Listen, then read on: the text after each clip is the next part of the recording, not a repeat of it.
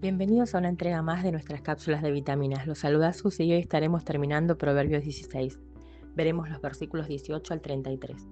Como vimos en la cápsula anterior, ya alcanzamos la mitad del libro tratando de vivir en forma práctica nuestra fe y obediencia a Dios.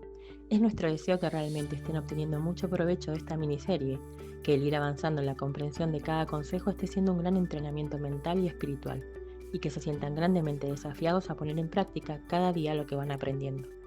Terminemos juntos Proverbios 16, que como ya dijimos, tiene como tema principal la relación con Dios y su presencia en las relaciones humanas, expresando así los dos grandes mandamientos que leemos en Marcos 12, 29 al 31. Amarás al Señor tu Dios y amarás a tu prójimo como a ti mismo. Comencemos con los versículos 18 y 19. Quiero que veamos el contraste del versículo 18 con el 17 que vimos en la cápsula anterior. Este dice que aquel que es de conducta íntegra y obedece al Señor será guardado y protegido de la maldad, el quebrantamiento y la destrucción. Miremos ahora el versículo 18 y veremos a quienes sí le alcanzará el mal, al arrogante y orgulloso, cuya conducta es deshonesta y desobediente a los mandamientos de Dios. Continúa en el versículo 19 con una advertencia, prestemos atención. La soberbia anticipa el fracaso y la destrucción, haciendo que lo alcancen con mayor rapidez. Jeremías 50:31 dice: He aquí yo estoy contra ti, oh soberbio, dice el Señor, Jehová de los ejércitos, porque tu día ha venido, el tiempo en que te castigaré. Es mejor ser manso, sobrio y sencillo, habitando con los humildes y despreciados, que rodearse de estos hombres sin temor de Dios, que se enriquecen a costa de los débiles. Bienaventurados seréis cuando los hombres os aborrezcan y cuando os aparten de sí, os vituperen, y desechen vuestro nombre como malo por causa del Hijo del Hombre. Lucas 6:22. Sigamos con los versículos 20 al 22. El que considera y comprende los mandamientos de Dios y sus preceptos adquiere bienestar, benevolencia y prosperidad. Porque si crees en el Señor esperando con seguridad el cumplimiento de sus promesas, eres dichoso y feliz. Y él dijo: antes bienaventurados los que oyen la palabra de Dios y la guardan. Lucas 11:28. Se le dirá prudente, instruido e inteligente, y por su manera de hablar agradable, bendice, porque contiene enseñanza e instrucción. Su conocimiento es fuente de vida para él y los demás. Será como árbol plantado junto a corrientes de aguas que da su fruto en su tiempo y su hoja no cae, y todo lo que hace prosperará. Salmo 1:3. Pero la instrucción y el consejo de los insensatos que no oyen ni obedecen la palabra de Dios son vanos, carentes de juicio y de razón.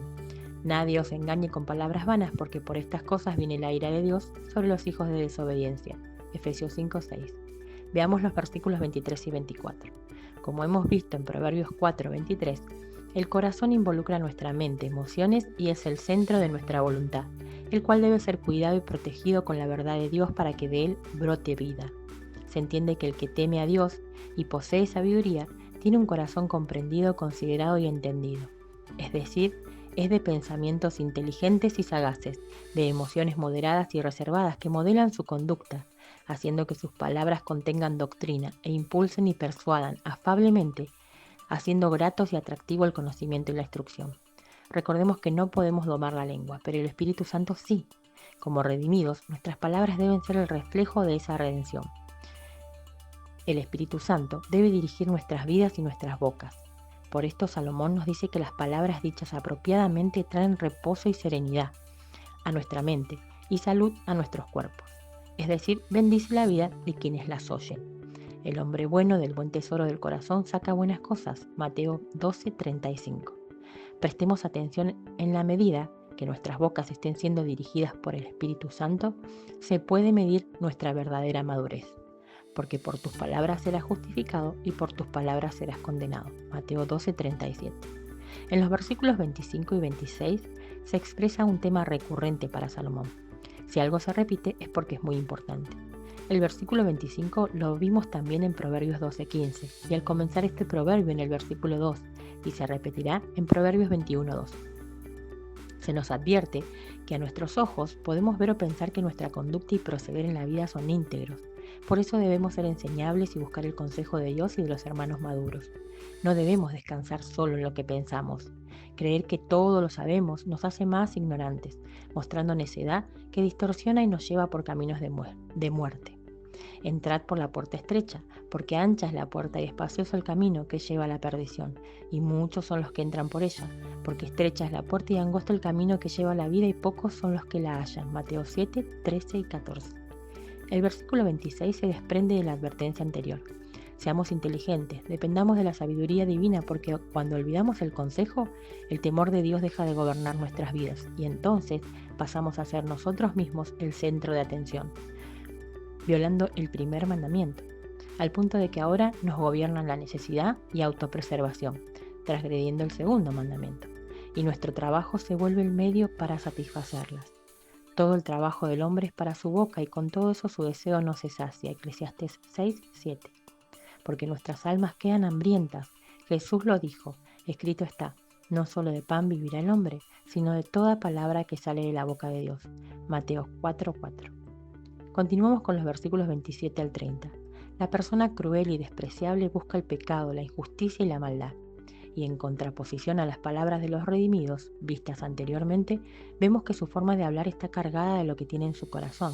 Sus palabras producen un impulso y una fuerza tan grande que daña y destruye, dejando terribles consecuencias de dolor, ofensa y deshonra. Como leemos en Santiago 3:6, y la lengua es un fuego, un mundo de maldad. La lengua está puesta entre nuestros miembros y contamina todo el cuerpo e inflama la rueda de la creación y ella misma es inflamada por el infierno. Ellos no solo sacan de lo malo de su corazón, sino que blasfeman contra Dios, porque son la simiente de Satanás. Generación de víboras, ¿cómo podéis hablar lo bueno siendo malos? Porque de la abundancia del corazón habla la boca. Mateo 12:34. Te invito a leer toda la porción de Mateo 12, desde el versículo 22 al 37. Seguimos siendo advertidos. Estas personas siembran discordia y peleas, reparten habladurías y murmuraciones, causando divisiones entre amigos, familia y sobre todo la familia de la fe, que con fuerza, impulso y empeño incitan a la desobediencia, al inducir y persuadir a su prójimo, diciéndoles lo que quieren escuchar, para guiarlos por malas conductas y acciones. Son conspiradores que buscan cómplices, haciendo gestos de colaboración y acuerdo. Los dichos de su boca son más blandos que mantequilla, pero guerra hay en su corazón. Suaviza sus palabras más que el aceite, mas ellas son espadas desnudas. Salmo 55:21. Para terminar, veamos los versículos 31 al 33. Para aquellos que alcanzan la vejez llevando vidas honradas y justas, sus canas serán adornadas con honor y gloria. Delante de las canas te levantarás y honrarás el rostro del anciano y de tu Dios tendrás temor. Yo Jehová. Levítico 19:32. Se entiende que el malvado que no teme a Dios en su ancianidad ha perdido el derecho a ser respetado. Los redimidos poseen la guía del Espíritu Santo, por lo que debe poseer y desarrollar los frutos como paciencia, mansedumbre y templanza. Muestra madurez y dominio propio al tener control de su carácter, manteniendo la calma y no entrando en ira. Esto es mucho más valioso que todo el poder y la fuerza que el mundo pueda ofrecer, porque no nos ha dado Dios espíritu de cobardía, sino de poder, de amor y de dominio propio. 2 de Timoteo 1:7. El último versículo es una repetición de los versículos 1 y 9 de este proverbio. Si bien el método de echar suertes era una práctica del antiguo Israel, el fin era el de determinar la voluntad de Dios. La decisión no era por casualidad, sino atribuida a Dios mismo. Tenemos nuestros propios planes y anhelos, nuestras ideas de lo que queremos, cuándo y cómo. Y esto no es malo, siempre y cuando lo dejemos en manos del Señor, pues todo dependerá de su voluntad y de su provisión, que conformará todo lo que imaginamos o deseamos en nuestras vidas hacia su propósito divino, que es darle la gloria a Él. Y les echaron suertes y la suerte cayó sobre Matías y fue contado con los 11 apóstoles. Hechos 1:26. Es una hermosa forma de cerrar este proverbio que enseña cómo luce una vida en relación con Dios y cómo esa comunión afecta al resto de las relaciones con otros. Me despido hasta la próxima cápsula con la siguiente pregunta.